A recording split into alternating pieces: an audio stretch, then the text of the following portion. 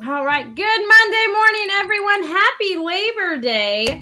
It's one of those, I didn't even realize today was Labor Day until this weekend. And Josh is like, I'm off on Monday. It's Labor Day. But you guys listening to Author Talk with me, Amy, Russell, and Fern. And it is just us today. And we love just talking with each other, seeing what we all have going on. September has become very busy for me, you guys. So I have a book launch tonight with James Hill. He's Yay, launching James. Killer with Ice Eyes. And before anything happens, let me just put up the cover before you guys know Russell gets on my case about not showing the cover, okay? So this is the book that we are launching tonight. It is available today for 99 cents. Make sure you go and get your copy of James's book.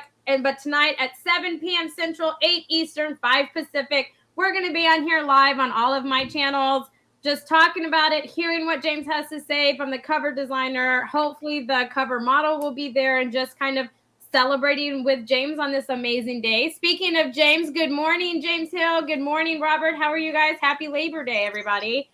On top of that, I believe I have another book launch. I want to say it's on the 14th. It is not confirmed yet, but I will have another one this month.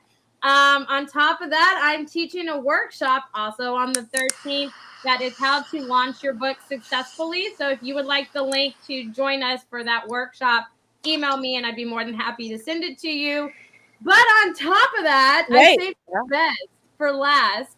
The Houston Writers Guild, I will also be hosting a workshop the last Saturday of the month, and it's social media made easy, back to basics, because sometimes things get overcrowded and it's good to kind of just get back to basics. And then with all of that, you guys, I'm going to go play trophy wife for my husband on a couple work events somehow in my busy September.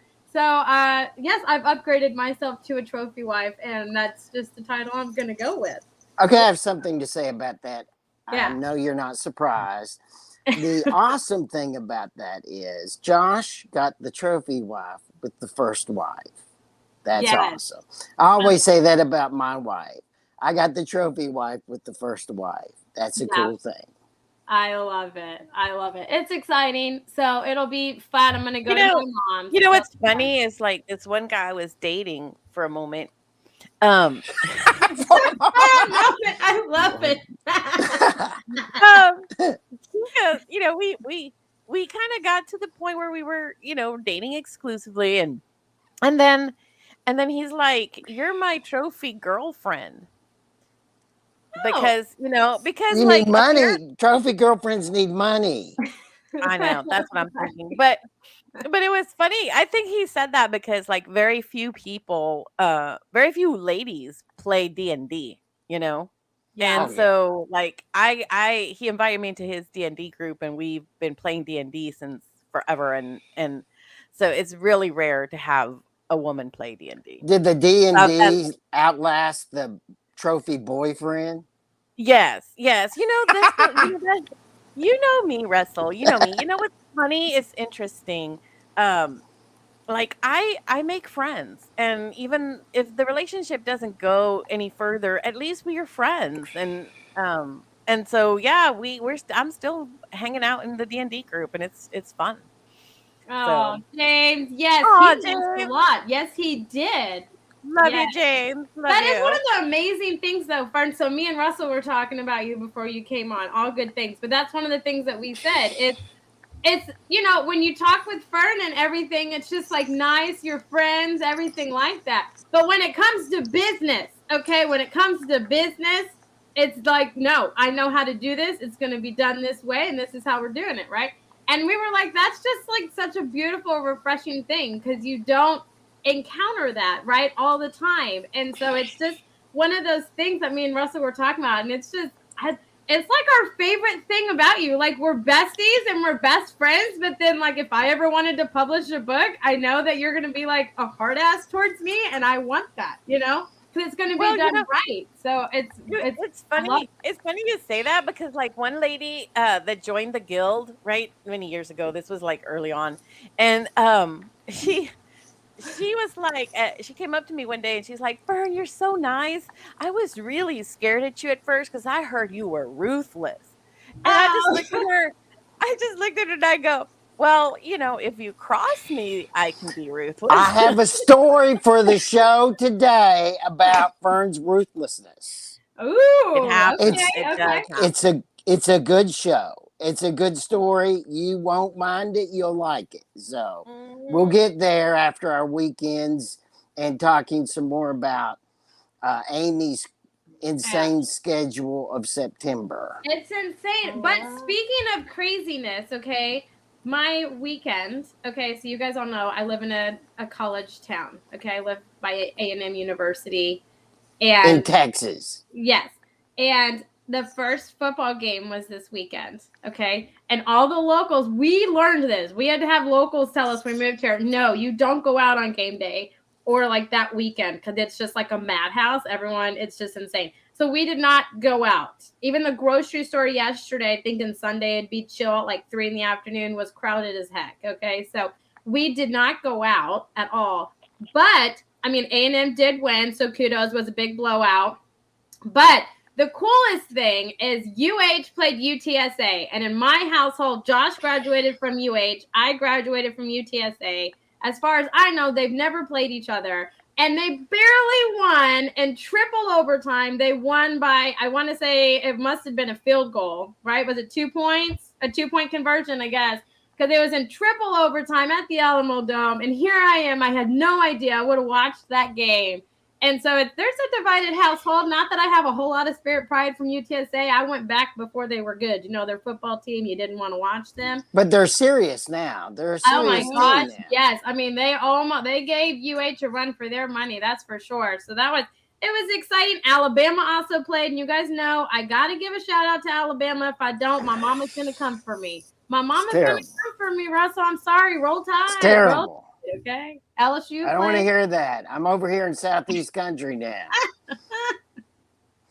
Lady walked up to me. I went to the Braves game. Yeah. Saturday night because my wife was working there. You know, she's a lobbyist, so I went along.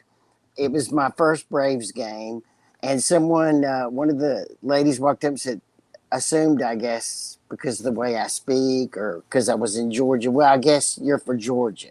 And I was like, no. No. Real quick. No, I'm never not. For Georgia. Yeah. I mean, I'm a I get it. Longhorn. I get it. Are you a big baseball fan? No.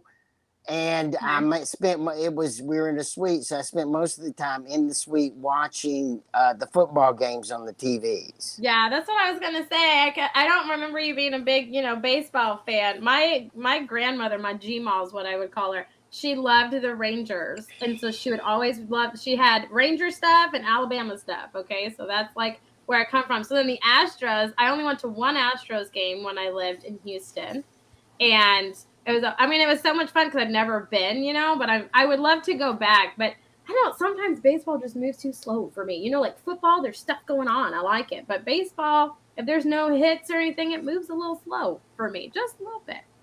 Just said Georgia looked very good. Yes. I wouldn't know, Bob. Oh, my goodness. Oh, my goodness. Fern, what did you do this weekend?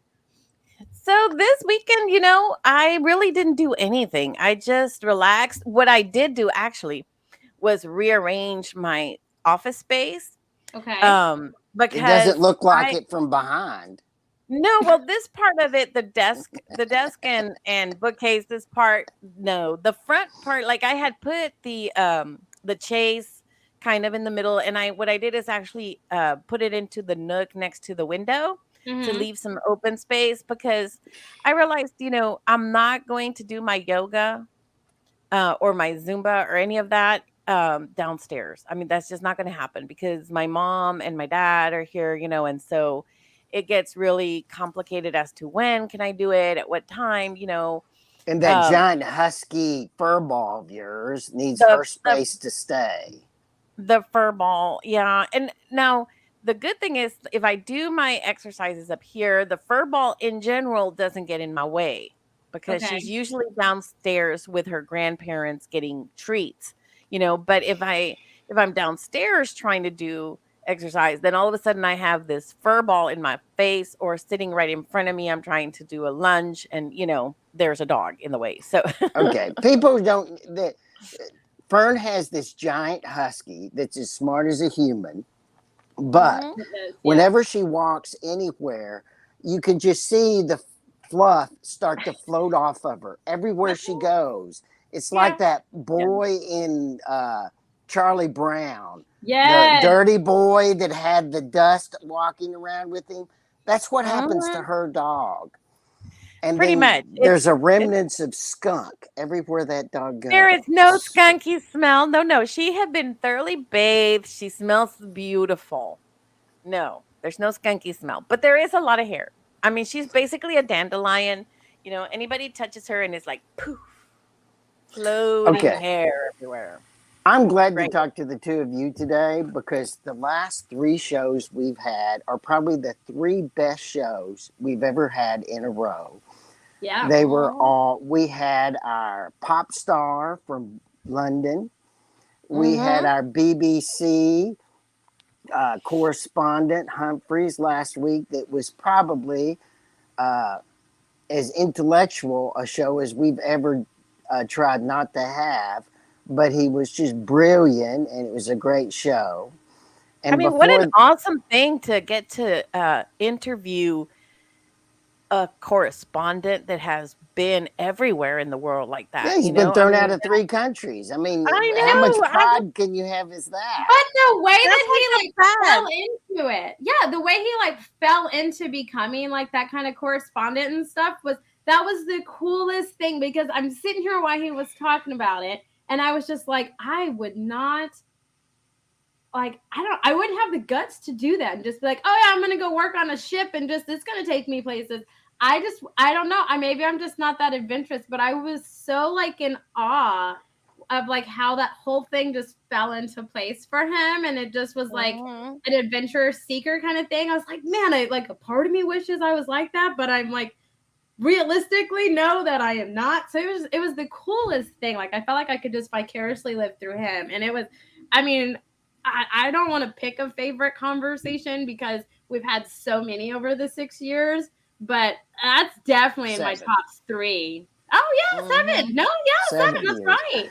And by the way, if you're listening to this and you missed one of the last 3 shows, you really should go back on your podcast and listen to those last 3 shows because they were that good. Especially if you're thinking about writing a book or you're writing a book or you're struggling or you need some inspiration. The last 3, especially the pop star, and there was some new news about her this week about how well she's doing. We posted that on our Author Talk page if you want to see it.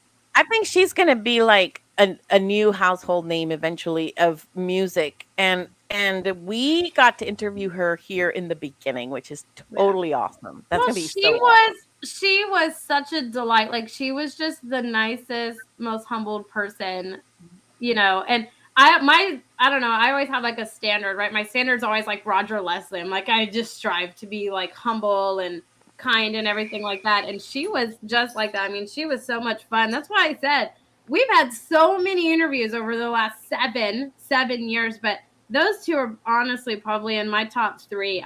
They were just so much fun and fascinating. It was just, I wanted to just let them keep talking and just, they could just talk. I don't have anything to say, it was just so much fun. And I love that's what makes Author Talk so much fun for me, you guys, is we get to talk to these amazing people and just kind of get a peek of what they are as a person, as a writer, what got the whole thing going. And I just think that is the coolest thing. That's why me and Russell and Fern, we always say, and we're just so shocked that you guys listen to us. So thank you guys so much, because this is just a passion for us. It's a love for us. And it's been so much fun to do and to continue doing and stuff. So we're so grateful to everyone that listens to us and watches us, tunes in. You guys know we love comments, interacting with you guys. You guys can find us everywhere now on Facebook. I know you don't join public groups, you follow them. So follow us on Facebook. Join us over on YouTube if you want to go through the rest of our shows, and make sure that you Mhm. follow us on all of the podcasting channels. And Amy, a quick question. When they're on Facebook, like what page do they need to be on in order for, like, if they comment for their comments to show up on for us? Oh, okay. Because I know you share So it in other pages, but the comments don't show up on those, yeah, right? so the comments are only going to show up if you're on the Author Talk page, my LinkedIn, or on our YouTube channel. But it is shared on my page, Fern page, Russell's page, Sandy's page, Inklings, Houston Writers Guild, everywhere. So if you are a writer or an author, you have access to us. We won't see your comments here live, but I will go back and see them and generally respond. If it's something Mhm. important or you want to be on, send me a message. I have received several messages here recently, so I am vetting and going through those. So if I haven't contacted you yet, I will. I have a lot going on. Yeah, she's kind of slow, so send her Russell, another one if you She's haven't busy. heard for She's a not while. slow. She's busy. I'm She's not busy. slow. But What is another thing? I just am, She's a again, trophy like, wife. yeah, with us trophy Yes, women. Listen, yes. everybody, just to recap, if you want your comments to show, which we would love for your comments to show because we like to interact with you live, um, go to the Author Talk page, like it, and follow it so that you can see when we go live. So just want to recap that Yeah. and mention it. Yeah. Okay, We before we get on to my big issue, let's Uh-oh. talk about, you need to tell people about your next weekend's road trip because you're always letting us know about your beer drinking events. Whatever. Anyway, it's called Table Shuffleboard. And yes, so next week, it's going to be almost the whole week. We're leaving on Tuesday and we're coming back on Jeez. Sunday. We're coming back on Sunday. The event actually starts, I believe, on Wednesday or Thursday. Wednesday. No, Thursday. Thursday's the first event. Thursday, Friday, Saturday, and then Sunday's the last event. And we're coming back late on Sunday. But we're going to Del City, Oklahoma, and it's for a women of the world uh, tournament for shuffleboard, and I think there's a guy's part as well, because we didn't discriminate against the people. And yeah, so we are going to go play in the singles, in the AB draws, in the bring a partner, and we're carpooling, we're road tripping, and it's going to be so much fun. Oh my god, wish me luck, people. Wish me luck. nice. How long of a car ride is that? I don't know because I don't have to plan it. I think it's 7 hours. Is it 7? Okay, I I wasn't sure if it was 7 or is it 9. I Um, I so the beauty of this is, like, I was invited, and so Robbie and Angela are the drivers, okay. and so all I know is 7 a.m. on Tuesday. I need to be ready to go because Angela's gonna come pick me up, and then we're gonna hit the road, and we're gonna take it at a nice leisurely pace. We're going to figure out somewhere to have lunch. We're gonna So be, maybe you 8. know, so yeah, basically, yeah, yes, we're not in a rush because we're getting there way early, and then and the reason we're going on Tuesday is because that way gives us Wednesday to go to the venue Mm-hmm. and practice on the tables, practice on the Ooh, tables before the events begin on Thursday, and then of course we'll warm up on each day, but it'll give us a chance to kind of get to know the tables, get to know the venue, and just chill and have a good nice. time. It's a girls' week basically. We're just gonna have a good time. Okay, I have Mm, one question before I start talking about getting a book reissued, and okay. Mm.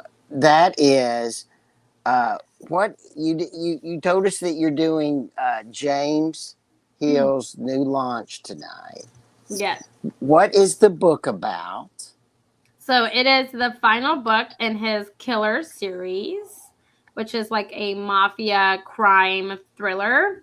So it's the final installment in this series. He's also working on like sci-fi and things like that, but it's a mafia crime thriller, which I like. I love anything mafia romance, crime thrillers. People dying is my thing. That's so weird, but it's my thing. Where can we find the book? So it's on Amazon. Today it is 99 cents for the ebook. You can also find it on rockhillpublishing.com.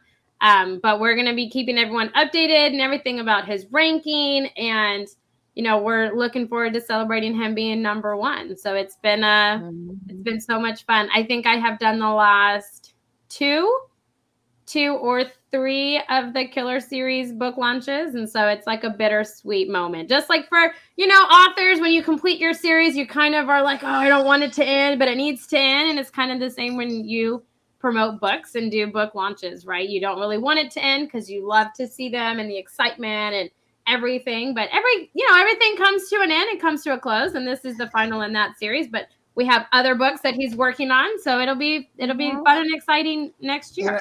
That's what Humphrey said last week in his interview with Fern, when he said that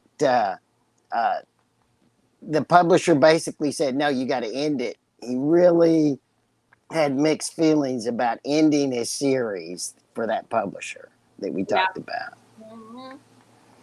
Yeah. So, Well, every ending is basically just a new beginning. But I do have to say, Marion, about the whole stay out of trouble, I mean, that's really not going to happen. I mean, let's be realistic. It's me we're talking about here, okay? But I will take pictures and I will share. okay. So, and they can find tonight's launch at the Author Talk Facebook page, right? Yep. It'll be shared in the Facebook page. It'll be on my personal page, Rock Hill Publishing, along with my LinkedIn, but it will be shared into this It'll be on my pages too. Yep, I will post it and tag Russell in it as well. So make sure you come join us, be in the comments. You guys know on our book launches, we like to, have a good time, give away stuff, and hear from authors in different genres. We'll also be on to talk about their books and to wish James congratulations. We'll hear from James. So it's going to be a really fun hour. It's from 7 to 8 Central, 8 to 9 Eastern, 5 to 6 Pacific, and 6 to 7 Mountain. So just 5 or 9, 5 or 8, wherever you live. Okay. One of those time zones is where it's going to start. But 8 o'clock Eastern. Yes. Right? Yeah. Which is real. There's a lot of bad things about Eastern time zone. All the football games start late. Oh, that no. I hate that.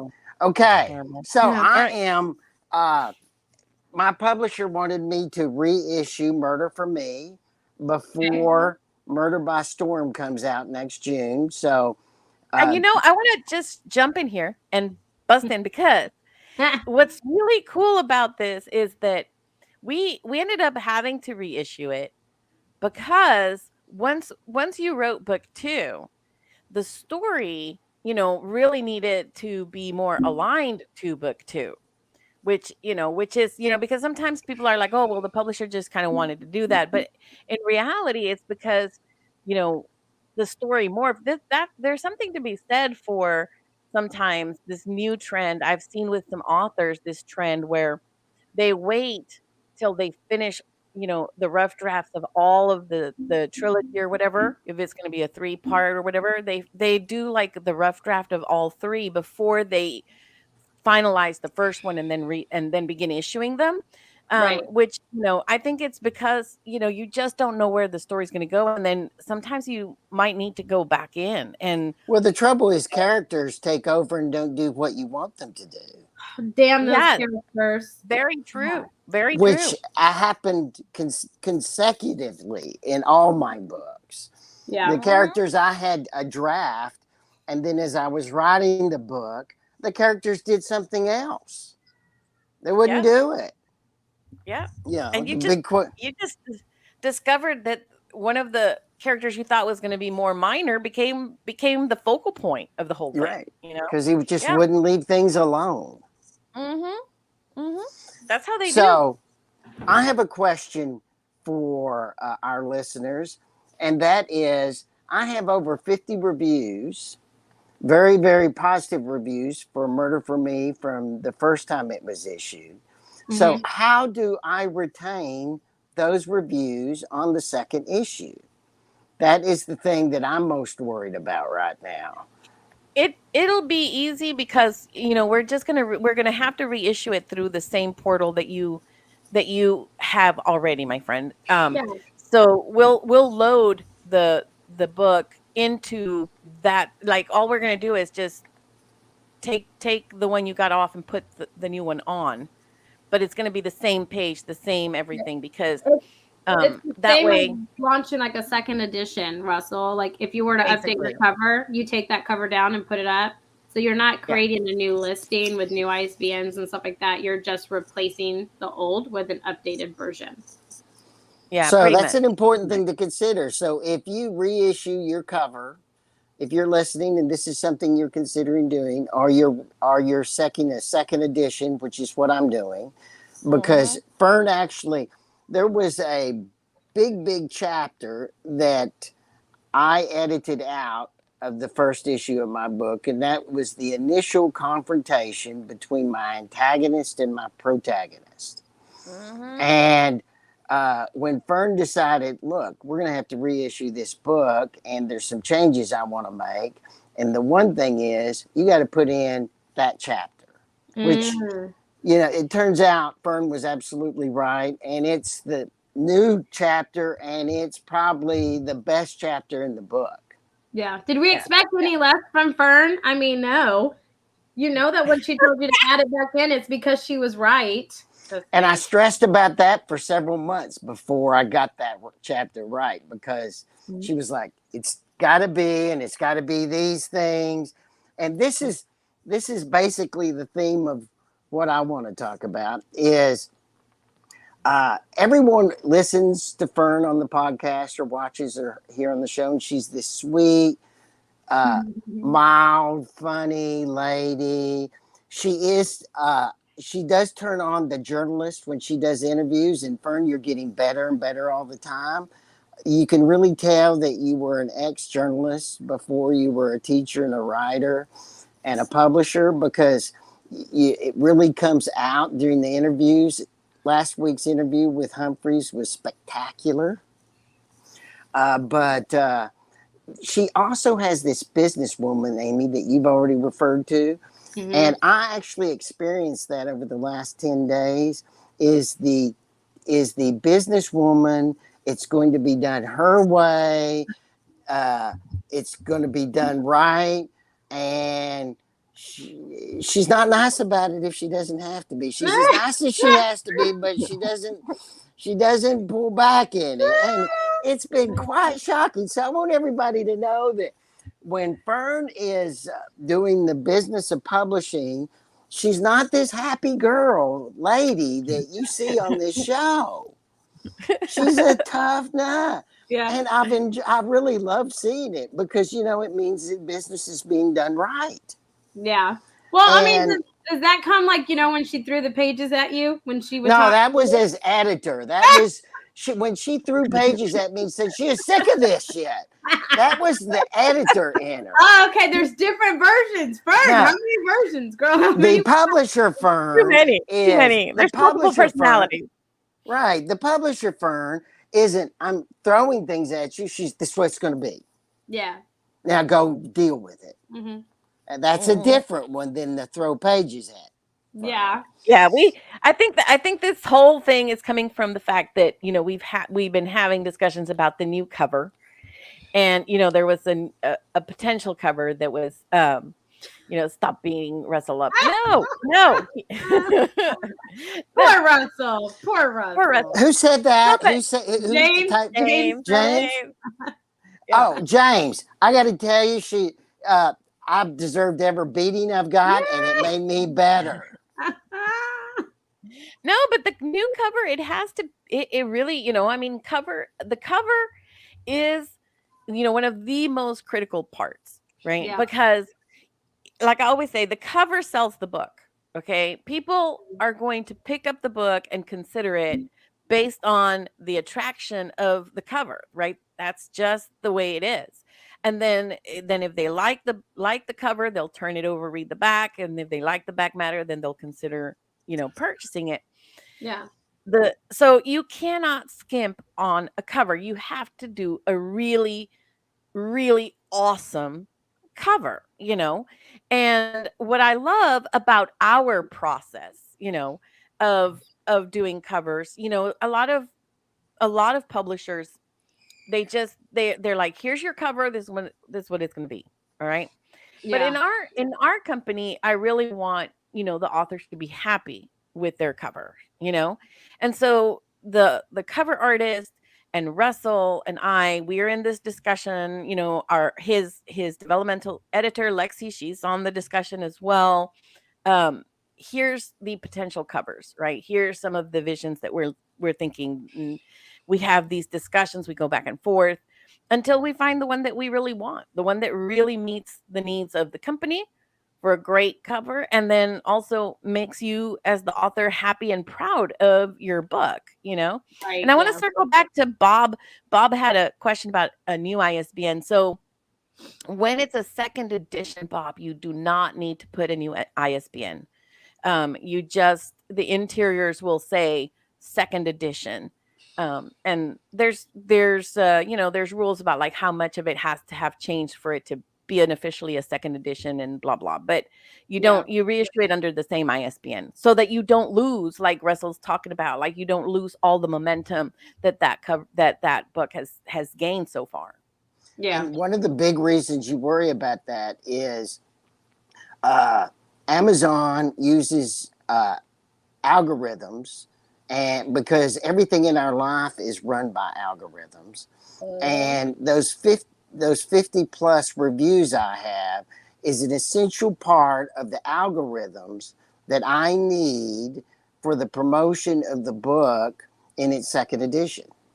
And that's going to boost it a lot. I mean, there's a lot that we can do now with those reviews in place. So, yes, if you guys are readers, and I know many of you are authors, but if you're also readers, you really need to consider going into your favorite authors and reviewing the book, especially if they're authors who are alive today and who are, if you found some indie authors that you are like, please support them with reviews. Share it on your social media, put it on Amazon, Goodreads, put it on anywhere where you can review books, because it does help a lot for the authors to get and gain traction with building an audience. So that's one of the simplest ways you can help an author that you like, Yeah.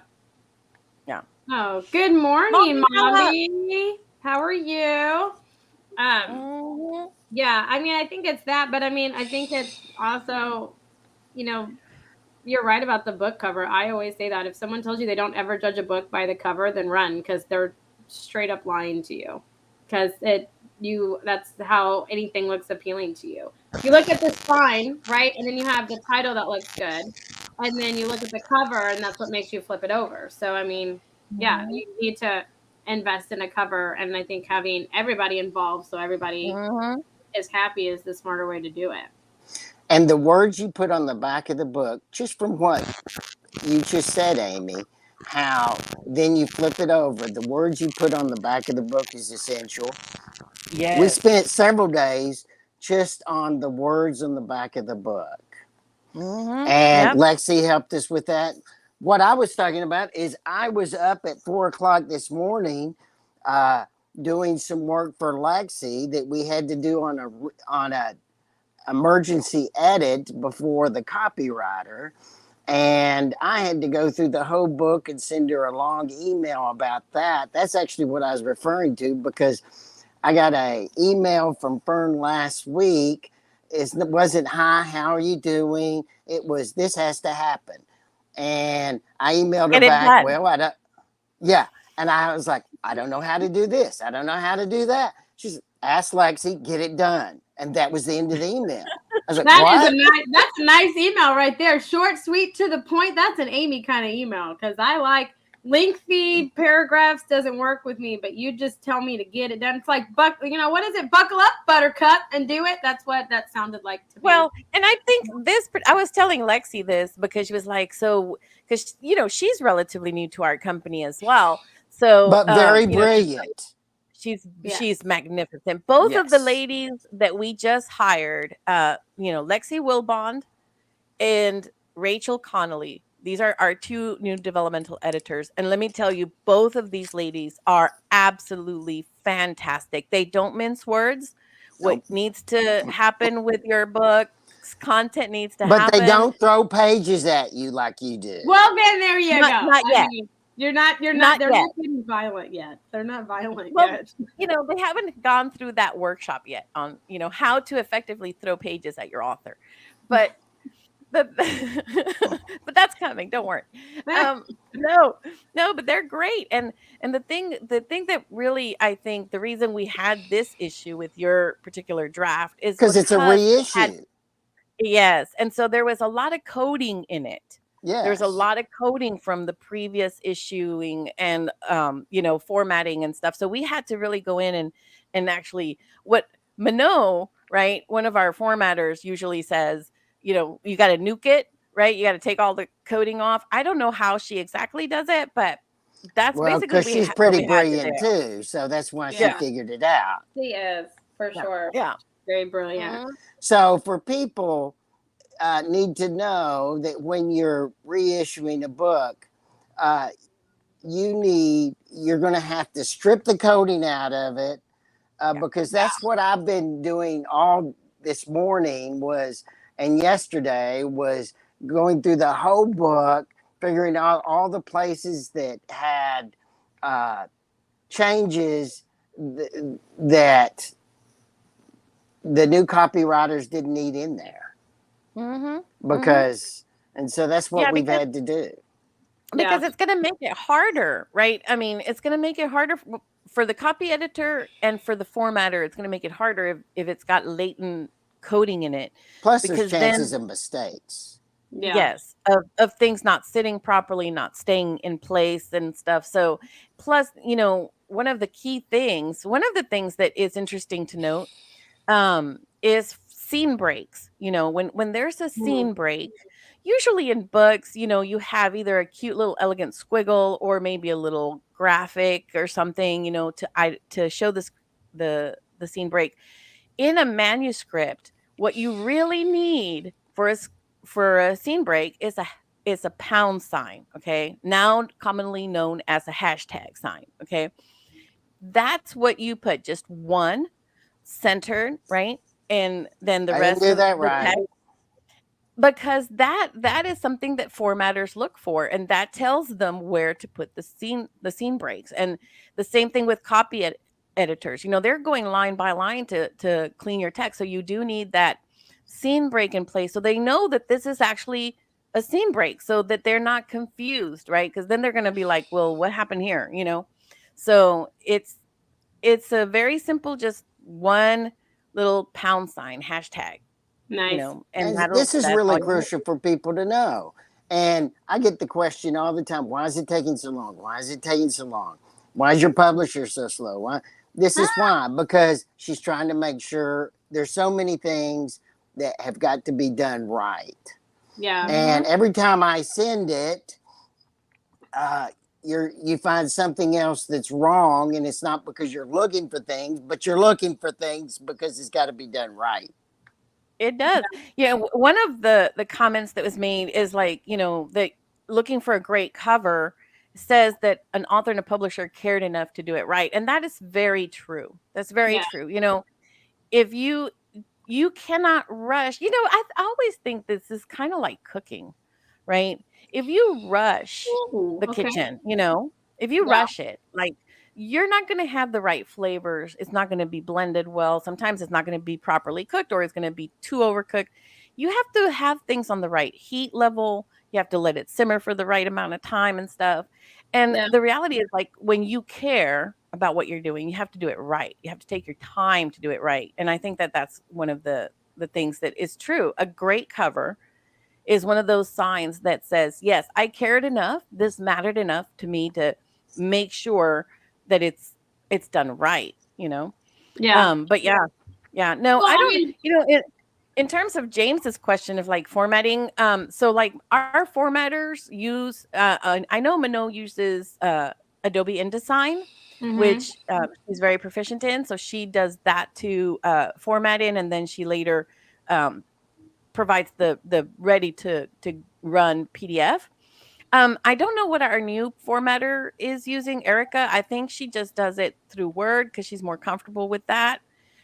But really, you can format in whatever software makes you're able to do, right? But the key thing here is notice other people doing that, because Fern ain't gonna do that, because Fern does not like formatting. Okay. Yeah, Yeah. but you I know do it. not You like know it when you see it that it's wrong.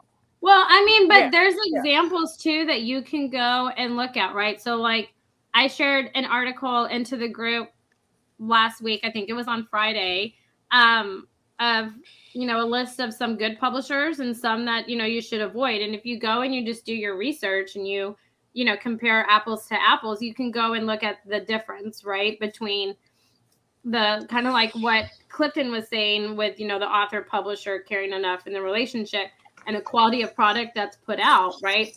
You can Mhm. notice the difference. And so, if you're on the fence, if you're trying to figure out what publisher would be good or what, good quality versus, a difference in quality looks like, check out that link, because it has a list of some really amazing publishers that aren't, I mean, not all of them are traditional. There are some hybrids on that list as well. And then it has some that, that maybe take a second look at, so I mean, go and check that out for sure. But Mombi, I know that you do have a question, and she said, what about that perfectionist issue that is never good enough? I have always struggled with that in everything, because she says that she usually just puts a squiggly line so she knows where to insert this scene. And so I don't know, I feel like you have to be a professionalist, like when you're formatting and putting a book, to make sure that it's put in, the quality is put into it, but it's up to standards and things like that. So I don't know, I'm a Yeah. perfectionist on certain things myself. So Yeah, I think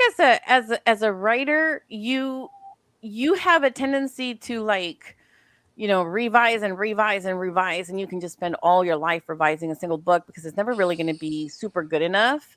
yeah, And that's where the editor comes in. That's why having a good editor comes in, because your editor is going to come in and say, you know what, it's done.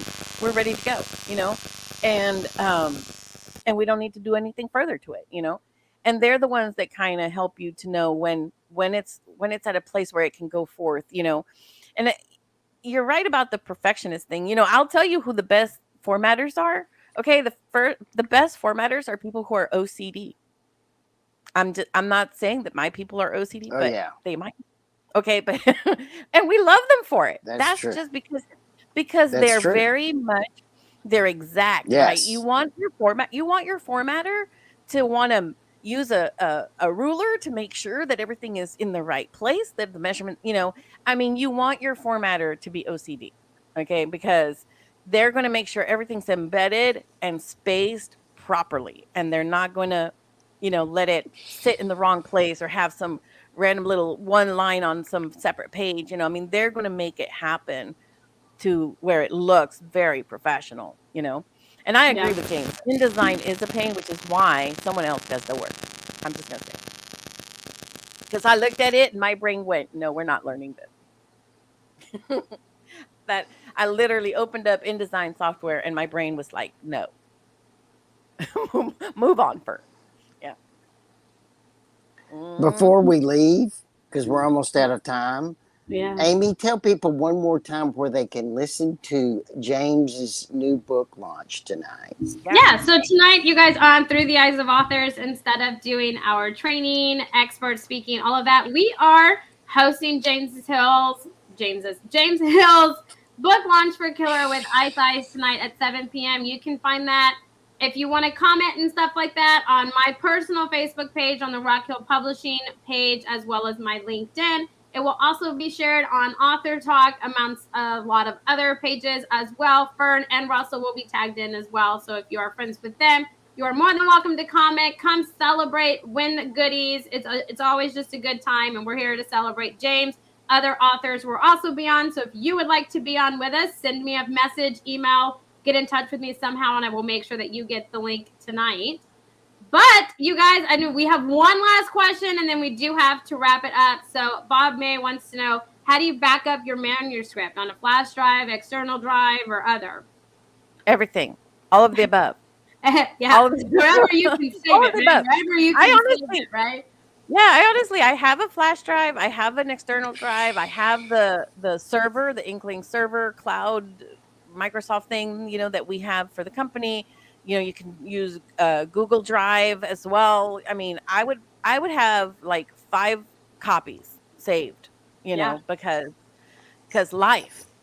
You know No. what's important though is to keep track of which is the latest copy, Right. because because in the Eventually last save the 20 yeah. days, my manuscript that we're about to go out with has been changed about 100 times. Oh my goodness.